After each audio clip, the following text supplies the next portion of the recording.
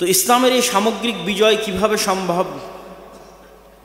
আপনাদের অনেকের কাছে শর্টকাট উত্তর থাকবে যে ভোটের রাজনীতিতে অংশগ্রহণ করলেই ইসলামের সামগ্রিক বিজয় সম্ভব। মানুষকে আমরা মোটিভেট করব যে ভোট দিতে হবে, আমাকে ভোট দিলে আমি ক্ষমতায় গিয়ে ইসলাম প্রতিষ্ঠা করব। আমি এই মতবাদের বিরোধিতা করছি না, কিন্তু আমি আপনাকে বুঝাতে চাচ্ছি যে এখন যারা ক্ষমতায় আছে তারা কি ভোটের মাধ্যমে ক্ষমতায় এসেছে? আসেনি। আর জুলাই আগস্টে যে ছাত্র জনতা মারা গেল তাদের বেশিরভাগই ছিল ধর্মকেন্দ্রিক, ধর্মপ্রাণ যারা জীবন দিয়েছে। কিন্তু এখন যে সরকার গঠিত হলো, এই সরকারে ইসলামপন্থীদের শক্তিশালী কোনো স্টেক নাই।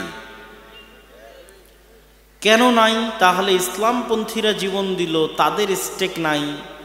তার কারণ হচ্ছে ইসলামপন্থীদের এরকম জনস্রোত আছে, লক্ষ লক্ষ ভোটার আছে,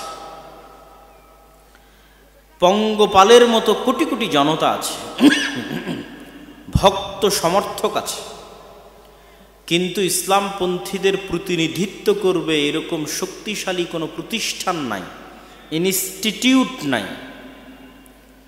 সরকার যখন বিদায় নিল তখন অটোমেটিক যেখান থেকে ক্ষমতার শূন্যতা তৈরি হয়, ওই শূন্যতাটা রাষ্ট্রে এক্সিস্ট করে এরকম শক্তিশালী প্রতিষ্ঠানগুলো পূরণ করে। যখন স্বৈরাচার চলে গেছে তখন বাংলাদেশের সবচেয়ে শক্তিশালী প্রতিষ্ঠান বাংলাদেশ সেনাবাহিনী, তারা ওই শূন্যতাটা পূরণ করেছে। এরকম আরও অসংখ্য শক্তিশালী প্রতিষ্ঠান আছে, শক্তিশালী মিডিয়া প্রতিষ্ঠান প্রথম আলো, ডেইলি স্টার, শক্তিশালী অর্থনৈতিক প্রতিষ্ঠান ব্র্যাক, গ্রামীণ ব্যাংক, শক্তিশালী মানবাধিকার প্রতিষ্ঠান অধিকার। যাদের বাংলাদেশে শক্তিশালী প্রতিষ্ঠান ছিল তাদের লক্ষ লক্ষ কোটি কোটি পঙ্গপাল স্রোতের মতো ভোটার না থাকলেও রাষ্ট্রে যখন ক্ষমতার শূন্যতা তৈরি হয়েছে তখন ক্ষমতার শূন্যতা তারা পূরণ করেছে। জীবন দিয়েছে ইসলামপন্থী ছাত্র জনতা সাধারণ, আর ক্ষমতার শূন্যতা পূরণ করেছে ডেইলি স্টার, প্রথম আলো, ব্র্যাক, গ্রামীণ ব্যাংক, অধিকার ইত্যাদি অসংখ্য এনজিও এবং অসংখ্য অর্থনৈতিক, সামাজিক এবং মিডিয়া প্রতিষ্ঠান। কিন্তু মুসলমানদের প্রতিনিধিত্ব করবে এরকম শক্তিশালী কোনো মিডিয়া নাই, মুসলমানদের প্রতিনিধিত্ব করবে এরকম শক্তিশালী কোনো অর্থনৈতিক প্রতিষ্ঠান নাই, মুসলমানদের প্রতিনিধিত্ব করবে এরকম শক্তিশালী কোনো ইনস্টিটিউট নাই। তাহলে পঙ্গপালের মতো কোটি কোটি ভোটার থেকেও লাভ নাই। তার প্রমাণ হচ্ছে 5ই আগস্টে ইসলামপন্থীরা সরকার গঠন করতে পারেনি। আপনি যদি মনে করেন আমি এখনই নির্বাচন করে এখনই ক্ষমতায় যাব, তাহলে এতটুকু নিশ্চিত থাকেন যে আপনি যদি 90% ভোটও পান জনগণের দিয়া, যদি আপনি ক্ষমতায় যান এবং ইসলাম প্রতিষ্ঠা করার চেষ্টা করেন, আগামী 5 বছর পর আপনি থাকবেন না। এটা হচ্ছে যখনই আপনি শর্ট টার্ম পরিকল্পনা করে সামনে আগাবেন। মুসলমানদের সবচেয়ে বড় সমস্যা হচ্ছে মুসলমানেরা ক্ষণস্থায়ী স্বল্প মেয়াদী পরিকল্পনা করে, দীর্ঘস্থায়ী সুদূর প্রসারী কোনো পরিকল্পনা মুসলমানদের নাই। আমাকে এখনই ক্ষমতায় যেতে হবে, এখনই লক্ষ লক্ষ মানুষ ভোট দিয়ে আমি ক্ষমতায় চলে যাব, কিন্তু আমি এখনই লক্ষ লক্ষ মানুষের ভোটে ক্ষমতায় গেলে 5 বছর পর যারা ক্ষমতায় থাকবো না, এটা আমার মাথায় নেই। আমার তো এই চিন্তা করা উচিত যে আমি ইসলামকে বাংলাদেশে যেই দিন ক্ষমতায় নিয়ে যাব সেই দিন দুটো জিনিস ঘটবে। এক, উইদাউট এনি কম্প্রোমাইজ ইসলাম বাংলাদেশের ক্ষমতায় আসবে। 2, চিরস্থায়ীভাবে আসবে। 2 বছরের জন্য, 5 বছরের জন্য নয়, স্থায়ী। এটা হচ্ছে ইসলামের থিওরি। ইসলাম চায় এভাবে ক্ষমতায় আসতে, চুক্তিবদ্ধ হয়ে নয়, তোমার সাথে কম্প্রোমাইজ করে নয়, আদর্শগত কম্প্রোমাইজ করে এবং সময়গত কম্প্রোমাইজ করে ইসলাম ক্ষমতায় আসতে পারে না। ইসলাম ক্ষমতায় আসবে আইডিওলজিক্যাল উইদাউট এনি কম্প্রোমাইজ এবং স্থায়ীভাবে। তো মুসলমানদের সমস্যা হচ্ছে তারা স্বল্পমেয়াদী কাজ করে এবং রিয়্যাক্ট করে। অন্যরা সুদূর প্রসারী 100 বছরের পরিকল্পনা করে কাজ করে। তো 100 বছরের পরিকল্পনা করে যে কাজ করতেছে ওই কাজের একটা অংশ হঠাৎ করে আপনার সামনে প্রকাশ পেয়ে গেছে। হঠাৎ করে যখন আপনার সামনে প্রকাশ পেয়ে গেছে, তখন আপনারা এরকম লক্ষ জনতা লিল্লাহি তাকবীর আল্লাহু আকবার বলে রাস্তায় নেমে গেলেন। এটাকে বলে রিয়্যাক্ট করা। আপনি সুদূর প্রসারী কোনো পরিকল্পনা তো করতে পারেন না, ওরা সুদূর প্রসারী পরিকল্পনা করছে।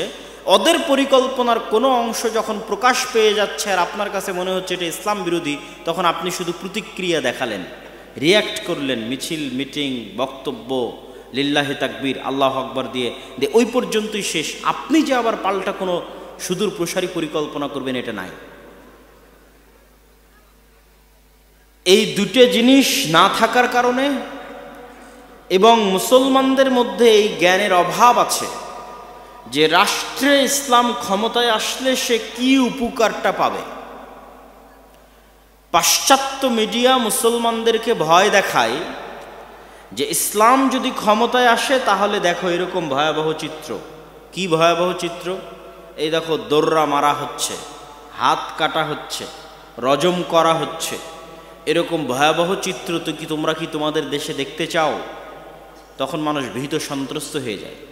কিন্তু ইসলামের এটি যে একমাত্র চেহারা নয়, বরং ইসলামের আরেকটা চেহারা আছে যে ইসলাম যদি রাষ্ট্র ব্যবস্থায় প্রতিষ্ঠিত হয় তাহলে এটি হবে পৃথিবীর সর্বশ্রেষ্ঠ কল্যাণমূলক, মানবসেবী, ন্যায়পরায়ণ, ইনসাফ প্রতিষ্ঠাকারী রাষ্ট্র।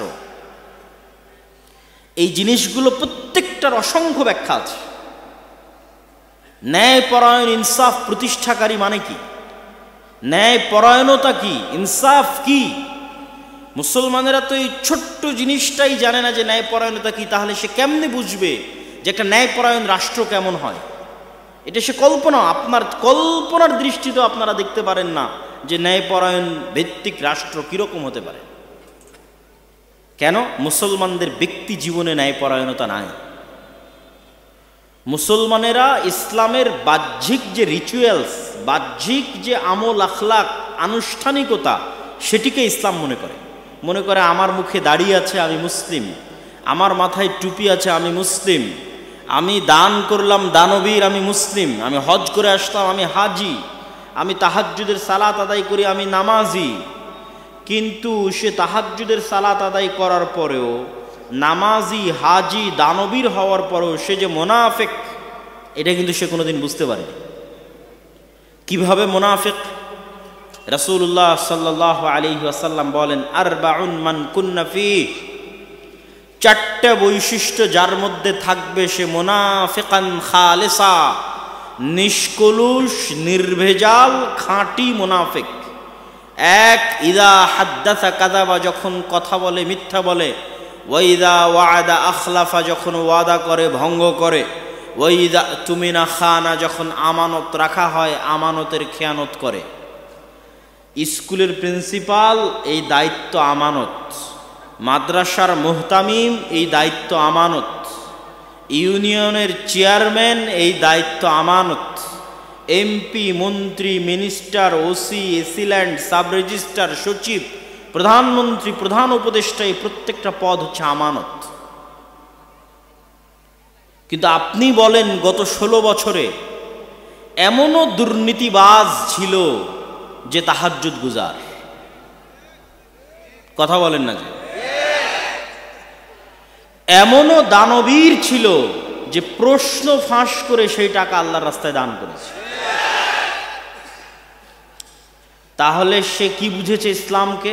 সে ইসলাম কি বুঝেছে? এটা বাহ্যিক আচার আনুষ্ঠানিকতার একটা দিন। আমি বাহ্যিকভাবে সালাত আদায় করব, হজ করব, উমরা করব, অতএব আমি মুসলিম। কিন্তু আল্লাহর নবী তো বলে গেছে সে মুনাফিক। কেননা তাকে যে প্রশ্ন রক্ষা করার দায়িত্ব দেওয়া হয়েছিল, ওই দায়িত্বের সাথে সে কি করেছে? খেয়ানত করেছে। তাহলে আল্লাহর নবীর কথা অনুযায়ী সে নিষ্কলুষ, নির্ভেজাল, খাঁটি মুনাফিক। তাহলে মুসলমানদের ব্যক্তি জীবনে ন্যায়পরায়ণতা নাই, তাহলে সে কেমনে কল্পনা করবে একটা ন্যায়পরায়ণতা ভিত্তিক শাসন ব্যবস্থা? আমাদের ব্যক্তি জীবনে ন্যায়পরায়ণতা নেই। রন্ধ্রে রন্ধ্রে আমাদের সমাজ এবং রাষ্ট্র ব্যবস্থার প্রত্যেকটা সেক্টরে দুর্নীতি তথা মুনাফিকি তথা আমানতের খেয়ানতে পরিপূর্ণ। কিন্তু গত 16 বছর এরকম প্রত্যেকটা জালসা, ইসলামী সম্মেলন অনুষ্ঠানের প্রধান অতিথি, বিশেষ অতিথি এমন কোনো OC, AC land, sub registrar, MP, মন্ত্রী ছিল না যারা না দানবীর ছিল, না হাজি ছিল, না উমরাকারী ছিল, না সালাত আদায়কারী ছিল। এরকম কোনো না কোনো বৈশিষ্ট্য, না হয় মসজিদ কমিটির সভাপতি, না হয় মাদ্রাসা কমিটির সভাপতি, সেক্রেটারি, না হয় জালসার প্রধান অতিথি, না হয় সভাপতি। মানে এমন কোনো ইসলামী কাজ ছিল না যে ইসলামী কাজে সম্পৃক্ত তারা ছিল না, কিন্তু প্রত্যেকেই তারা নিজ নিজ দায়িত্বে আমানতের সাথে খেয়ানত করেছে, মানে তারা মুনাফিক। ঠিক আমি শুধু তাদেরকে গালি দিচ্ছি তা নয়, আপনারা এবং আমরা আমাদের ব্যক্তিগত জীবনে পরীক্ষা করতে পারি যে আপনার বাবা অথবা আপনি অথবা আপনার দাদা, আপনার বাবা তার বোনকে, তথা আপনার বাবা আপনার ফুফুকে, অথবা আপনি আপনার বোনকে বাবার সম্পত্তিতে ওই জায়গাটা দিয়েছেন যেই জায়গাটা কম দামি, পানিতে ডুবে থাকে, অথবা দেননি, কিন্তু আপনি তাহাজ্জুদ গুজার, আপনি হাজি, আপনি দাড়িওয়ালা, আপনি মাথায় টুপি, মাদ্রাসা মসজিদের কমিটির সভাপতি, সেক্রেটারি, মসজিদে প্রথম কাতারে, কিন্তু আপনি তো মুনাফিক।